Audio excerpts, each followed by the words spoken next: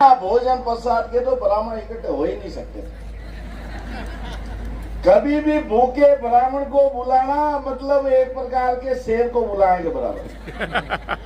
पर विप्र फाउंडेशन की तपस्या, सुशील ओझा जी का संकल्प और उनकी जो एकता का परिचय दिया, आज ब्राह्मण इकट्ठे नहीं होते, आज ब्राह्मण एक होकर के खड़े होते हैं।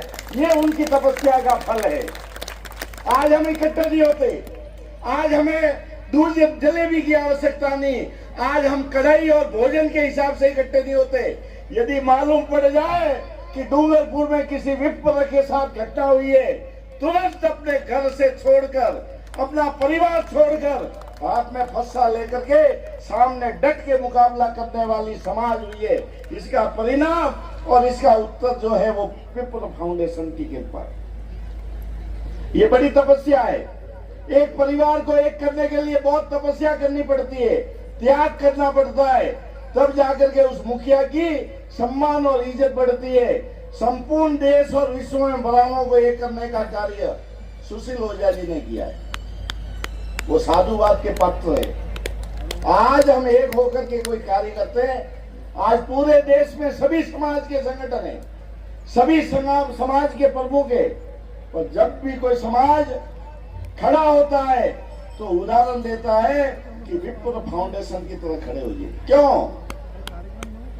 क्योंकि विप्र फाउंडेशन ने मात्र ब्राह्मण समाज के लिए कार्य नहीं किया। ये नहीं कहा कि विप्र समाज है, ये हमारा है, हम ब्राह्मण है, हमने भिक्षा मांग करके संपूर्ण समाज से हम पोषित हुए।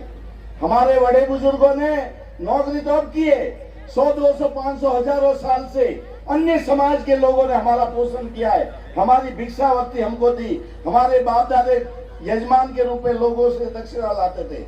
तो ये पीड़ा, ये भावना विप्र फाउंडेशन ने समझी। आज हम सब समाज को साथ लेके चलते हैं। सभी समाज के लोग सनातन धर्म में कई जातियों में अलग अलग संगठन बने, मात्र विप्र फाउंडेशन है जिसने सनातन धर्म के एक एक जाति को, सनातन धर्म और हिंदू धर्म के एक एक जाति को गले लगा करके हमने उनके लिए भी कार्य किया। ये बहुत साधुवाद की बात होता है। मुझे कई योजनाएं मालूम नहीं है। जिस समय कोरोना काल आया था, चारों लोग घर में बंद थे, तो ऐसे कई गरीब थे जिनके घर में अनाज नहीं था। विप्र फाउंडेशन ने उस समय पूरे देश में 5 से 50 करोड़ की थाली, 5 से 50 करोड़ का भोजन उन लोगों के घर तक भेजा जिनके परिवार और समाज ने, हमारे भी समाज को कभी खिला के बड़ा किया। भाइयों और माताओं, में एक बात कहता हूं, समाज के हर गरीब हो, अमीर हो, किसी भी जाति का हो, सनातन धर्म और हिंदू समाज की एक एक बेटी का भाई अपन है, एक एक माँ के अपन बेटे हैं, उसकी रक्षा करना हमारा दायित्व है। और ये भगवान परशुराम ने हमको सिखाया है। ये सुशील ओझा जी और नरेंद्र जी आपको इकट्ठे करके हमको दुकान खोल के बैठे, कोई माल बेच रहे हैं। ये नरेंद्र जी उदयपुर से आए, आपको क्या नमक दाल बेचने के लिए आए? हम दुकान खोल के बैठे। आपके आने से और इनके आने से कोई हमारा बिजनेस बढ़ रहा है? नहीं, हम एक होना चाहते हैं। एक किस लिए होना चाहते हैं? यहाँ बैठ के भोजन करने के लिए, यहाँ बैठ के परशुराम जी को बिठाने के लिए, इसके लिए एक नहीं होना चाहते। हम एक इसलिए होना चाहते हैं, यदि कोई सुदामा कहीं बैठा है तो उसके श्री कृष्ण बन के आप सेवा करो। यदि कोई सबरी माता बैठी है, उसकी आप राम बन के उसकी सेवा करो, तब जाकर के आपकी पूजा होगी। हमारे जो ऋषि मुनियों की पूजा हो रही है, उन्होंने कोई एक जाति के लिए काम किया था?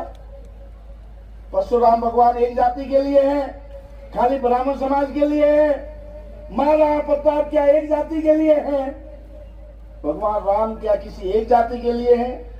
एक महापुरुष का नाम बताओ जिसने एक जाति के लिए काम किया हो। हम उस ऋषियों की संतान है जो संपूर्ण मानव जाति के लिए कार्य करते हैं और सब मानव जाति के कल्याण के लिए कार्य करते हैं।